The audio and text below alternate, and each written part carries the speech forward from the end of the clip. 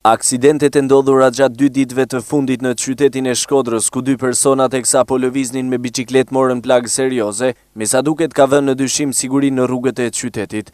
Qytetarë të shumt, kryesisht ata që janë përdorues të rregullt të biçikletës, shprehen se ndihen të rrezikuar pasi korsitë e dedikuara për ta bllokohen nga automjetet e parkuara. Po si sa të rrezikshme, edhe ndodhin aksidente normal, që janë të rrezikshme, por si gjithë saktena.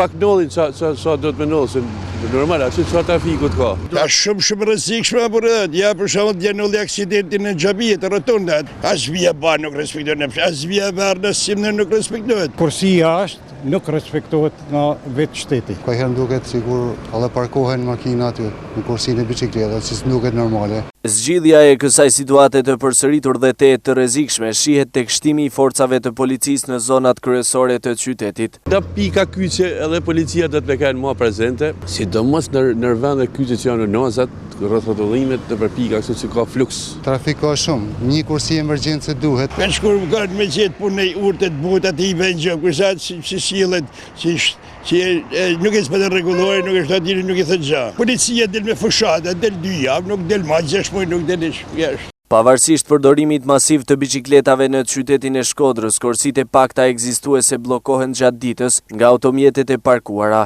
Si pasojë e kësaj, vazhdimisht është krijuar një situatë kaotike dhe me trafik të rënduar në rrugët e qytetit të Shkodrës. Të shumta kanë qenë rastet e aksidenteve me pasoja.